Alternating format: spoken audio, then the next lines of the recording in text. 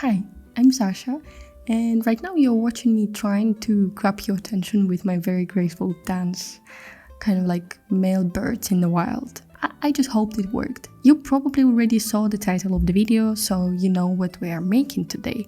It's a white swan costume. And while I'm showing you the details of the future cosplay, I'm gonna chat with you a bit more in this intro. Originally, this video was supposed to come out before Halloween because I filmed it about a week before October 31st. Yeah, and it took me one full month to edit it. So yeah, I needed a costume for a night out because we had club tickets to the party in Berlin with my friends. So my goal was to make something not only pretty, but also comfortable enough to dance in. And since I spent a huge part of my childhood in ballet, going with a swan theme was quite natural for me. So I decided to prepare for Halloween, bring back some memories from that ballet years, and also to make some content at the same time. I made a mirror board where I collected all my references. Here you can see everything that I pinned, some classical costumes, some screenshots from Black Swan movie, of course. So the look I'm creating is basically a mix of both, I would say. Not a perfect replica of the ballet costume, and not a full Black Swan cosplay either. Something in between. That's the whole plan, so I guess we can finally begin.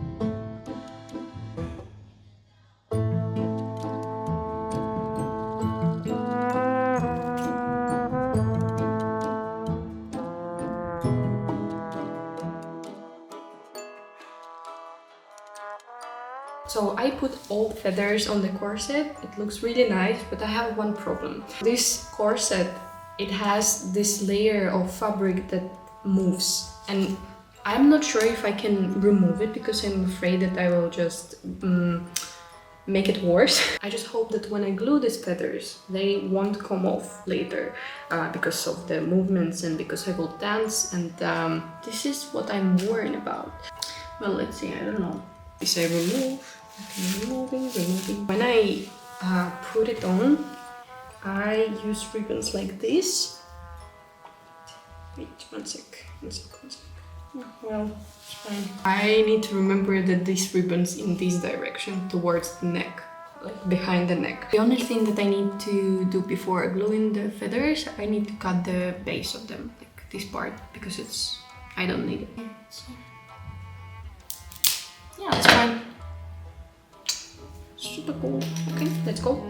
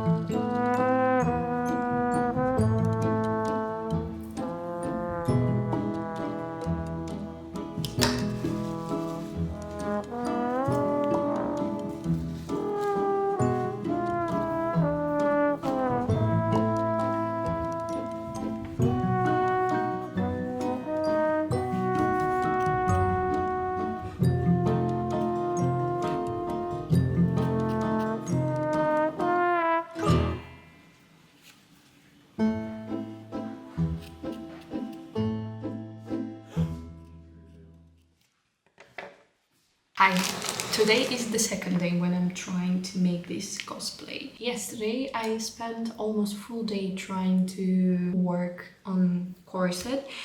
It failed because I couldn't glue all the feathers. It was really hard because the fabric is stretchy. As you can see, now everything just...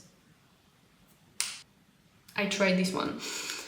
It didn't work. Then I tried to use adhesive tape. It's better, at least you can see that it's holding somehow, but I will dance in this corset. So for me it's really important to keep at least, I don't know, 90% of feathers on it. When I realized that it will not work, I instantly ordered from Amazon the specific type of glue for fabric. It should come today, like in a few hours, I hope, because today is 27th of October. Halloween is very soon, that's why I need to be a bit more... Today we start working on a tiara. I already found a few references for that. I want to make it as close as possible to these theatrical headpieces. It's really hard to explain, but they look a bit more crafty because like of the stones that they use and the fact that you can bend them. So okay, let's start working on that. First I need to draw a sketch of this tiara. I have some references, let me see. I noticed that for white swan, they use this V type of tiara that ends on the forehead. I'm not sure, but I can imagine that it's because it repeats the form of the swan beak. I like in this one that it twists a bit like to the front part. Okay, clarifying. My main goal to make the tiara look as close to a theatrical one as possible. To do that, I'm gonna use wire as a base and then add beads and little stones to build and decorate it. I also wanted to explain why these tiaras look the way they do. First of all, they have to be super lightweight so the dancers don't feel any pressure on their heads, and they can change them really fast between stage appearances. That's why they are usually quite thin, so you could just fix them on your head with just a few hairpins. Personally, I really love that slightly faded, worn out look they have. I mean, ballet costumes in general use those washed out, really natural tones, and the headpieces are the same. The stones are shiny, but they never too unnaturally bright. I don't know how to explain it, but I hope you will see it from the references I show you. Also, they sometimes look a little deformed, which actually gives them that, I don't know, beautiful theatrical vibe. So yeah, this is what exactly I was trying to recreate with the references I picked earlier, and what I was trying to say in the video before in front of the camera, but couldn't say it properly.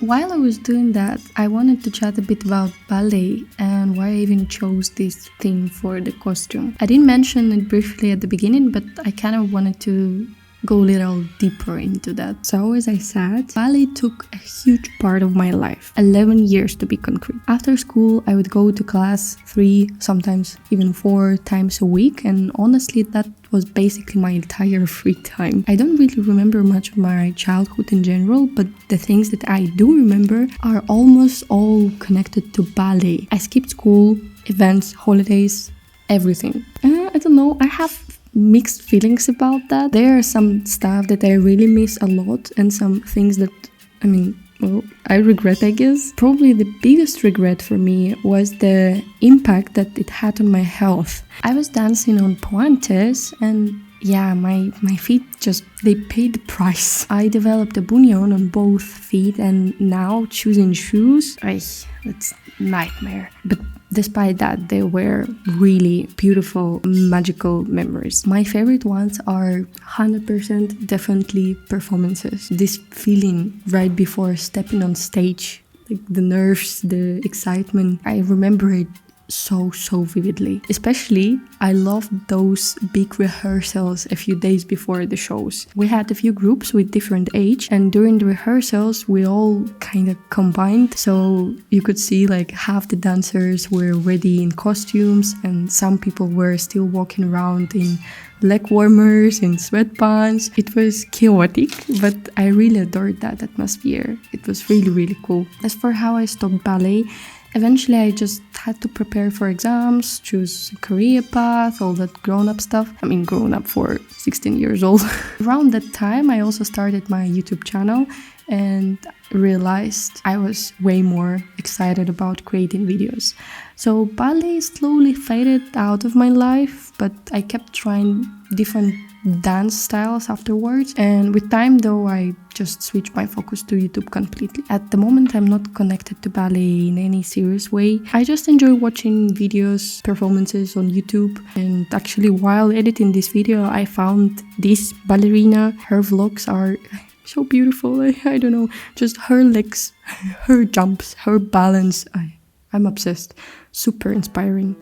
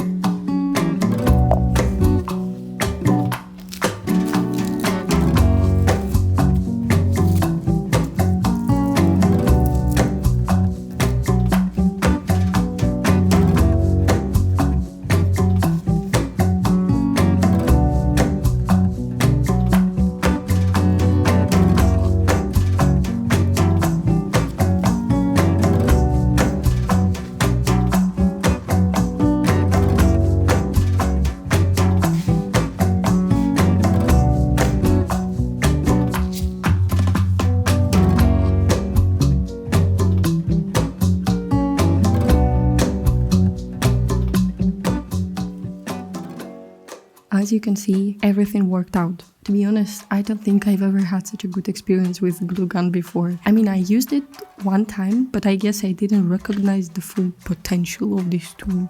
Now I feel this primal urge to glue absolutely everything. I'm literally looking around the room thinking, what else can I glue? I've already fixed a few things in my room that I couldn't repair before, and this glue gun handled it perfectly. Anyway, what I'm doing on the screen right now is gluing the feathers, and if you want to make a similar corset, there's something important. You should glue the feathers from top to bottom. That way each feather covers the base of the one below it and the stiff ends won't stick out later. Also try to trim the hard base of each feather as much as you can, so only a thin, very thin edge is left. Yeah, I'm just really happy it finally worked. I mean, you saw that I've tried a few other options and it didn't work. Maybe I should have waited a bit longer for the fabric glue to set. I don't know, but doesn't matter now because I'm fully convinced that I can glue literally everything with this glue gun. Okay, this is how my table looks like now, and I think I'm also in feathers. This is what we have for now. I wanted to leave this triangle space for embroidering the wound. I don't like this part, so I guess I will just cover it with feathers, and because I know that the glue works really well, I will just glue all these beads. I will not embroider them. I really like them. I'm so happy. Let's continue. Just wanted to take a picture, but it's impossible.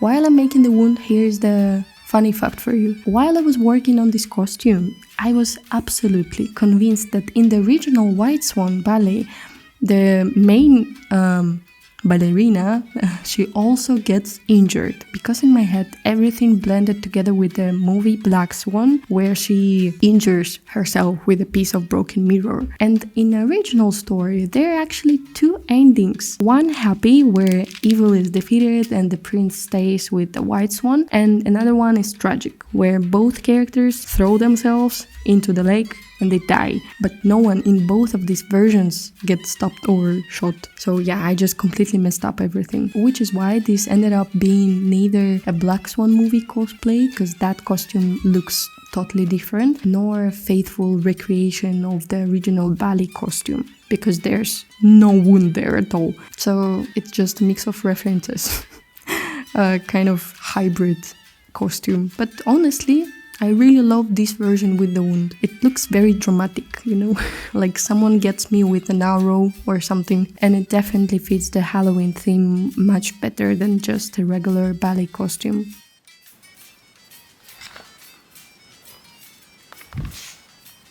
Let's try it on.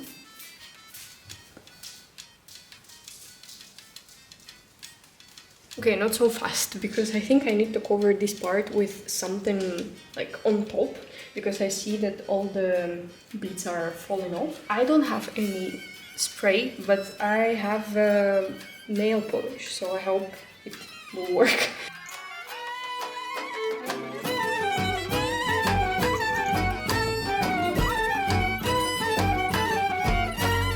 Let's try it on now.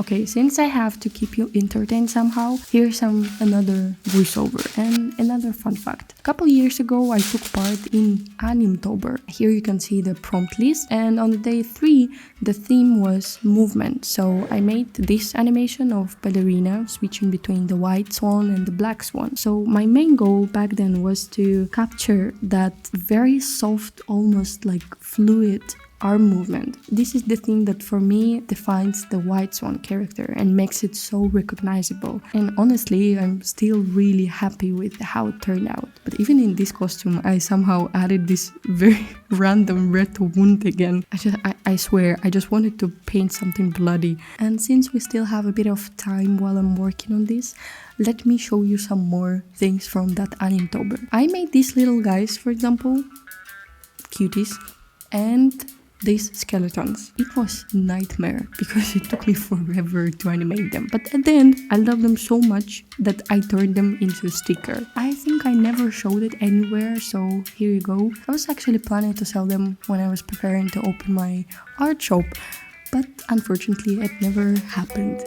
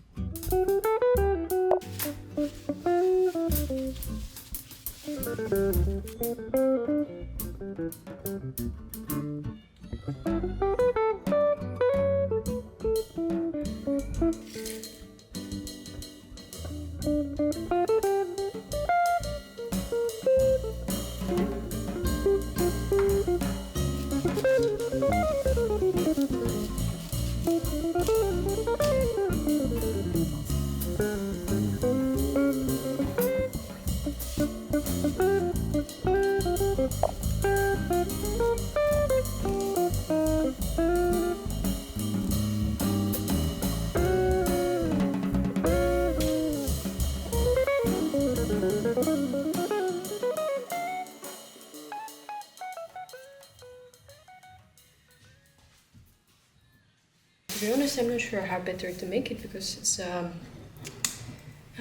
like I have a few references. They are different for like the way they do this feather headset. I like this one because it's more, I don't know, light, more natural maybe. But I made a mistake using all the feathers that I had for tutu. I'm confused now. Okay, let me think.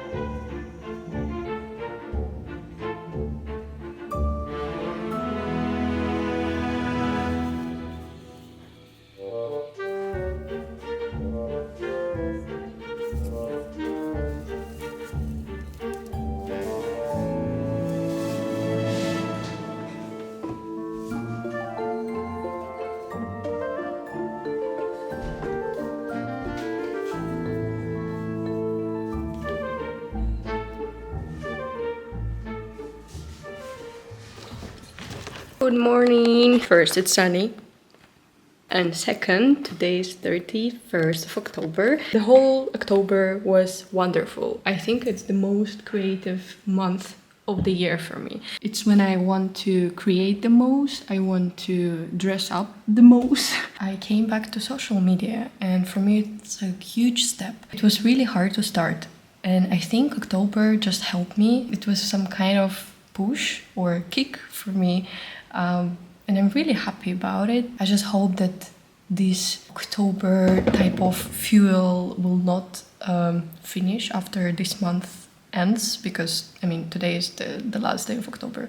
So yeah, I just hope that I will continue doing what I'm doing now and I'm very proud of myself of what I've done this month. And I'm happy that today me and my friends, we will have a Halloween party in the evening. We will go to Berlin with costumes and everything and we will dance. And for me personally, it's like a small celebration of what I've done this month. Unfortunately, I couldn't finish both of the videos I wanted to upload before Halloween, like this one with cosplay and the other one with book note creation, but it's fine. I'm not trying. I don't judge myself.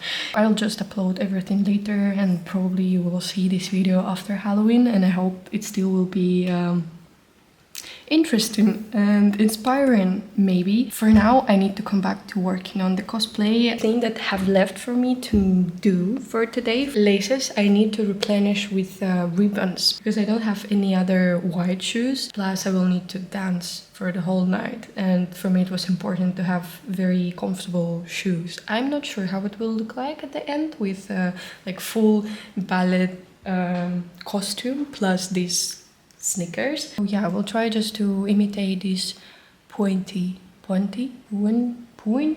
ballet shoes. I don't know how you pronounce them. It's pointy. Let's go. Es un hermoso papi chulo. ¡Mua!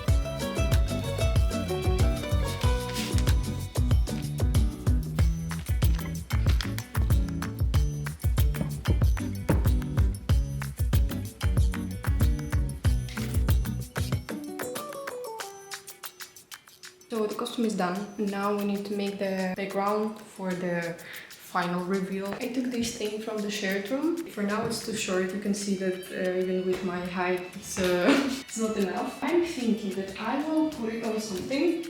There are 2 boxes below, I guess. And I will cover with bed sheets. I will also add some light and yeah, we are done, I guess.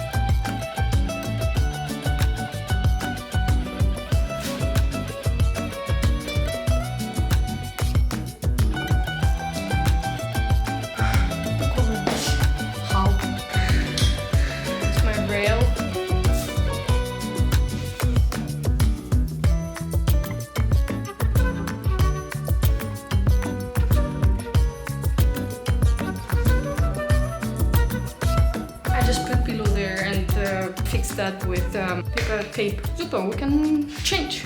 Time for makeup. I think this will be the hardest part for me now from everything that I've done already, because first I'm insecure about what I do usually with my face. It's not professional at all, and I'm just like, please don't laugh at what I see here. We have very big, huge eyelashes. We have black under eyes. In the corner of eyes we also have some white part and this gray line, and we obviously make our face white.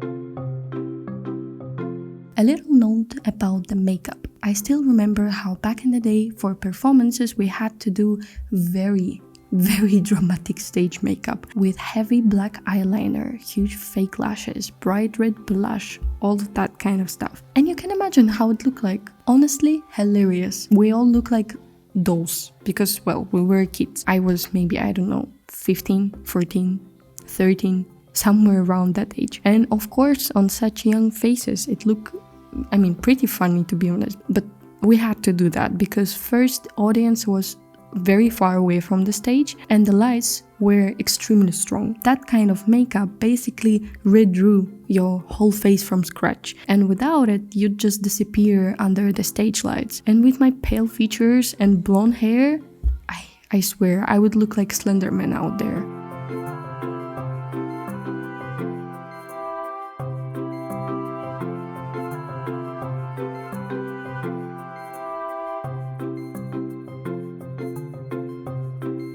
Okay, I think we're done with the makeup. My favorite part is this line. So simple, but I like how it looks like. It's just...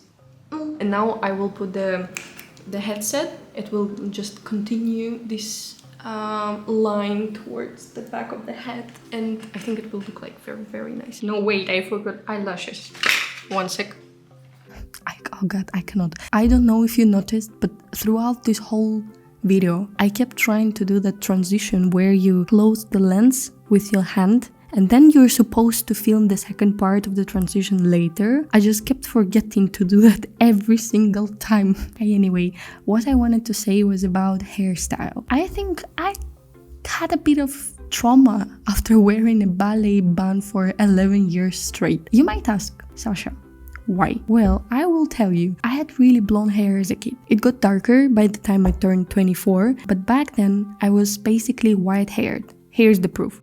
And when you take that super blonde hair, slick it tightly into a bun, drown it in hairspray so nothing sticks out, add a big forehead, harsh stage lights, you turn into an egg. So because of habit or my personality, I have no idea. Even after I quit ballet, I kept doing the same thing. I would slick my hair back into a tie ponytail. Now people call it a clean girl look. To be honest, it doesn't make it easier to know that it's a trend now. Eventually, when I got older, I started thinking about getting a bang, and at around 20, I cut it myself at home. It wasn't terrible, but you could have said that it was not made by a professional, but still I was thrilled because I finally had visible hair on my head. But back to the video. This headpiece didn't turn out exactly how I planned. I couldn't get that nice transition from the makeup to the feathers to the back of the head, so please forgive me for that. I hope it still look okay from the distance.